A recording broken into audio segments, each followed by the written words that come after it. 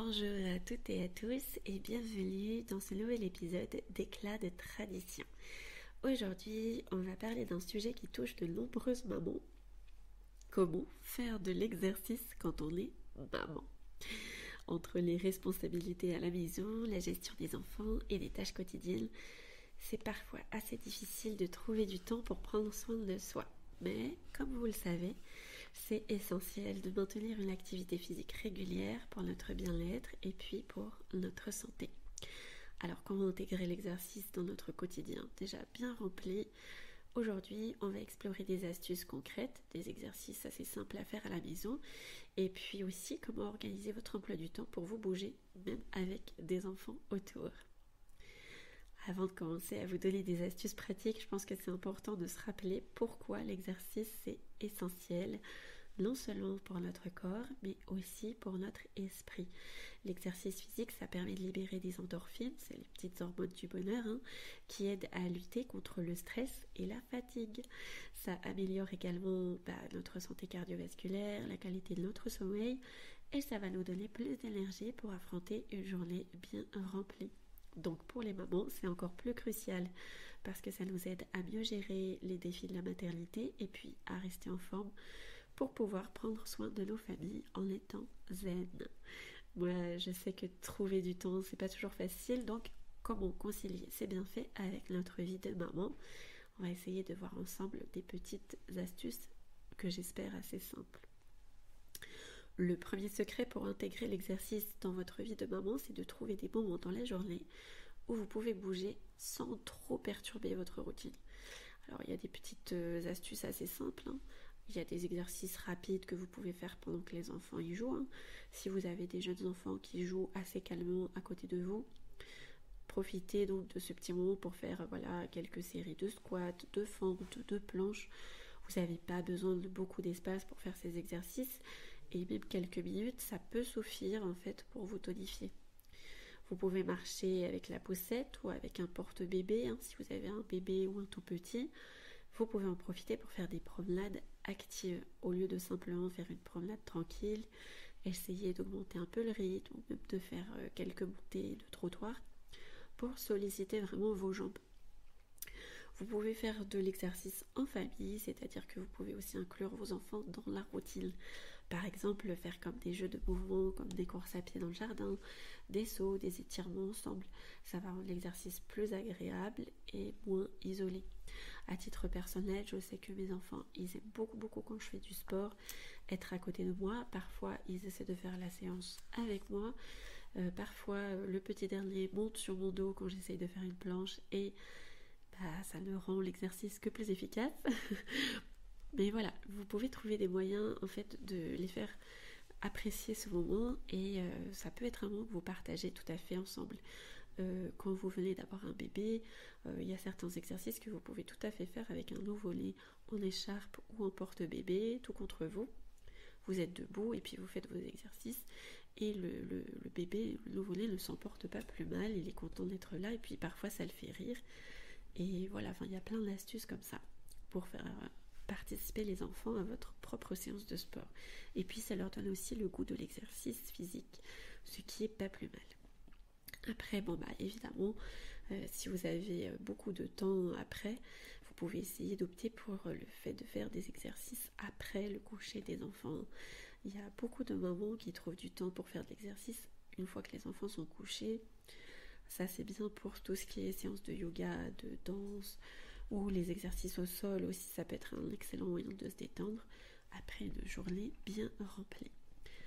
À titre personnel, encore une fois, je ne le fais pas parce que si je fais du sport le soir, même juste du yoga, je vais être beaucoup trop pleine d'énergie pour dormir. Donc, je ne peux pas faire ça. Alors, maintenant, on va essayer de parler des types d'exercices qui vont être à la fois efficaces et faciles à réaliser à la maison. Vous n'avez pas besoin de beaucoup d'équipement ou de temps pour les intégrer dans votre quotidien. Il y a tout ce qui est exercice de renforcement musculaire. Les squats, les fentes, les pompes et les abdos, c'est des exercices parfaits à faire chez soi. Vous n'avez besoin d'aucun matériel particulier. Vous pouvez facilement les faire pendant que vous surveillez vos enfants. Vous êtes dans la même pièce à côté. Vous jouez sur le même tapis en fait pour eux. le yoga et la méditation. Donc le yoga, c'est excellent pour renforcer le corps et ça favorise aussi beaucoup la relaxation. Si vous êtes stressé, quelques minutes de yoga, ça peut faire des merveilles pour votre bien-être mental et physique aussi.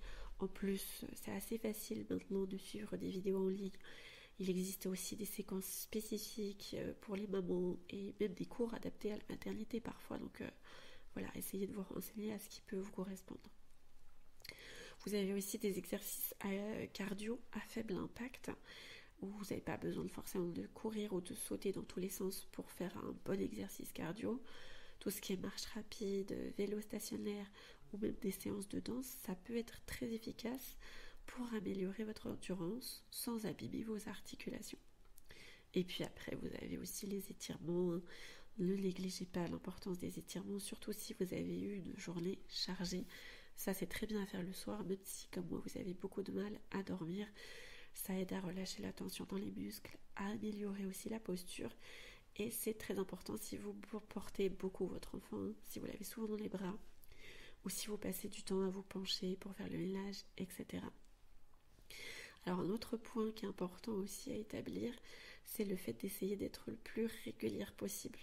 Ça ne signifie pas que vous devez faire de l'exercice tous les jours pendant 1 heure, mais plutôt que vous intégrez des habitudes physiques régulières dans votre journée. Alors bon, y a des petits conseils types pour faire une routine assez simple. D'abord, essayez de vous fixer des objectifs réalistes. Commencez par des petits objectifs, par exemple, 20 minutes d'exercice 3 fois par semaine, c'est déjà pas mal. Et puis vous ajustez après en fonction de votre emploi du temps, si les enfants sont plus ou moins réceptifs à faire la séance de sport avec vous ou pas. Parfois rien que de mettre leur chanson préférée pendant que vous faites votre sport, ça suffit.